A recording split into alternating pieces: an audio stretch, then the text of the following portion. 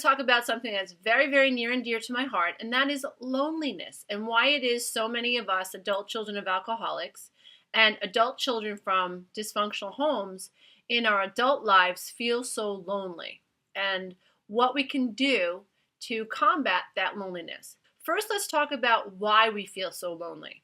In my practice with one-on-one coaching clients, in my teleclasses, in my webinars, there's a theme that seems to come up, and that theme is that so many of us feel like we're fake in our everyday, day-to-day life.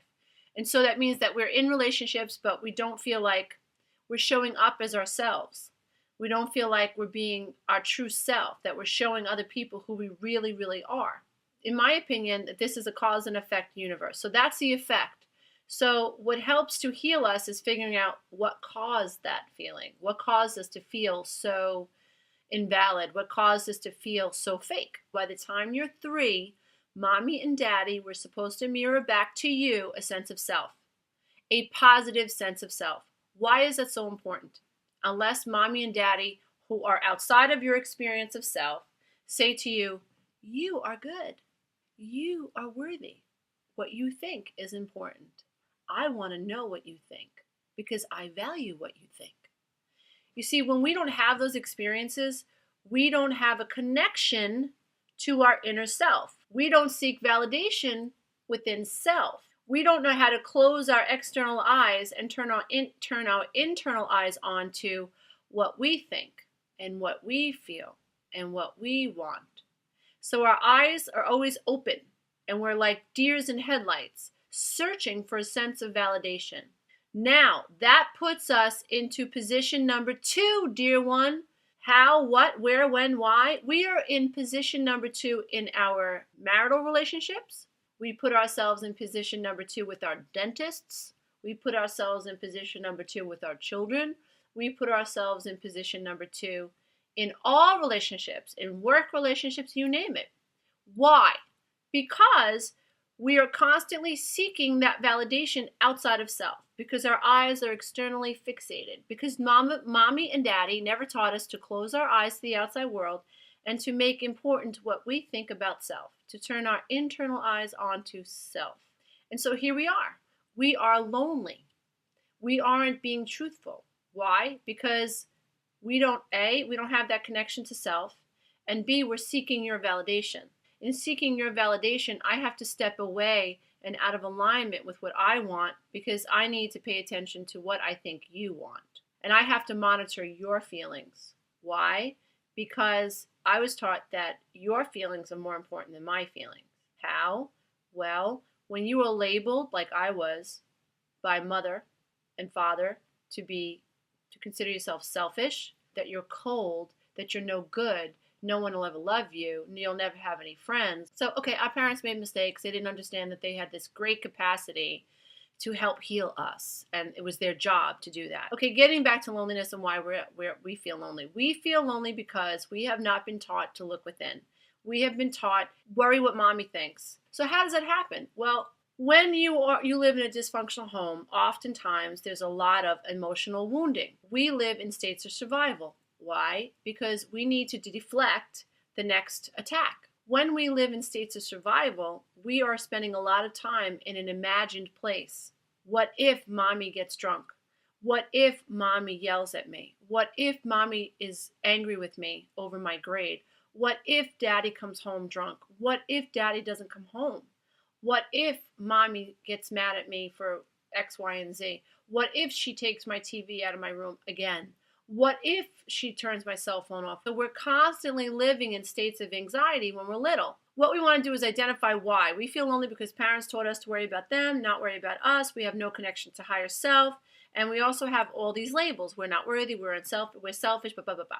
So one of the strategies that I'd like you to play with is this. I want you to write down on a bunch of pieces of paper, little pieces of paper, all the labels that people have given you. So if mom made you feel selfish, write that down. If mom made you feel unworthy, write that down. If mom made you feel invisible, write that down.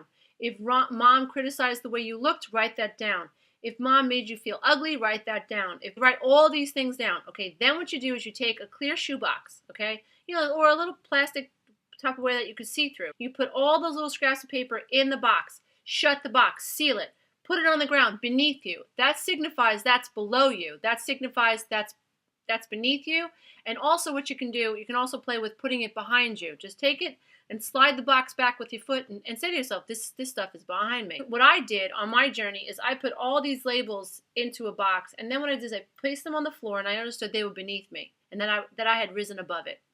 And then what I did is I pushed them across the floor with my foot and pushed it up against the wall. And that wall represented every single person in my life that ever tried to stop me from ascending. That wall represented every person that tried to block me with their negative energy. And I just pushed the labels up against that wall. And I said, I do not accept these labels. And I am sending these labels back to where they come from. So goodbye, goodbye.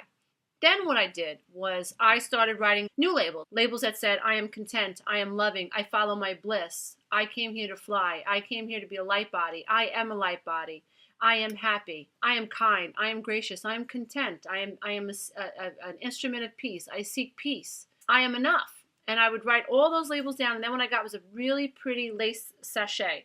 I put the labels in there, and then I had this great baseball cap. I still wear it every day. And what I did was I put the sachet inside the baseball cap, put my hair up in a ponytail, and put the cap on top of my head. What that signified for me was how I was willing to see myself in a new light. And so I would go for my walks, my jog, take my dog out for a walk, clean the house, vacuum, do my mundane things, while all these new energy thoughts were being absorbed into my brain, into my subconscious mind. And I didn't stop doing things like that until I really believed it, until I understood that I could detach from these labels and put them out there in that box. And I could also attract new labels and put them in my own subconscious mind. Remember, the brain works like this. When you take something out, you must replace it. That's why people will stop drinking and then they start eating. Or people will stop eating and then they start drinking. So what we have to do is actively seek releasing and then putting in. When you connect to higher self, you begin to understand you were never alone. Your parents may have taught you that you were alone, that you weren't enough, but that wasn't the truth. Another issue that I want to address is how we as a society have been taught that people who talk to themselves are crazy. I don't think so. Anytime I've said to myself, what should I do? What should I do? What should I do? And I allowed the answer to come to me and I acted on that higher guidance, I chose the right thing and my life began to work out. When I didn't talk to myself, I felt self-alienated. To become self-actualized, which is a key to emotional intelligence and also maturity, when I began to ask myself, what do I want? What do I need? What do I think? What do I feel? And I allowed that inspiration to come, I began to connect to higher self. And that's when I no longer felt so lonely. I never experienced loneliness anymore. I mean, I'm alone and I never experienced loneliness. I am so integrated with my mind, with my body, and my spirit. Yes, I am a physical thing. I have hair, that's matter. I have eyeballs, that's matter. But that's not what's talking to you right now. What's talking to you is the entity that I am that is vibrational.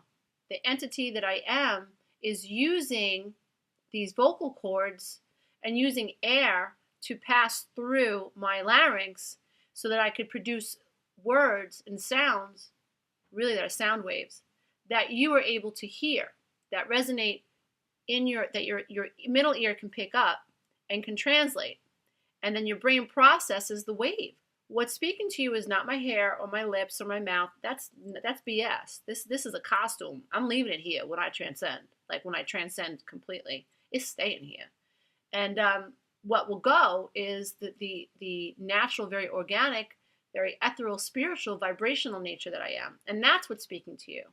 And I'm speaking to you from a higher place, a higher realm, because I have connected to higher self. These are the ideas that come, and it's through this physical apparatus because this is a time-space reality called Earth.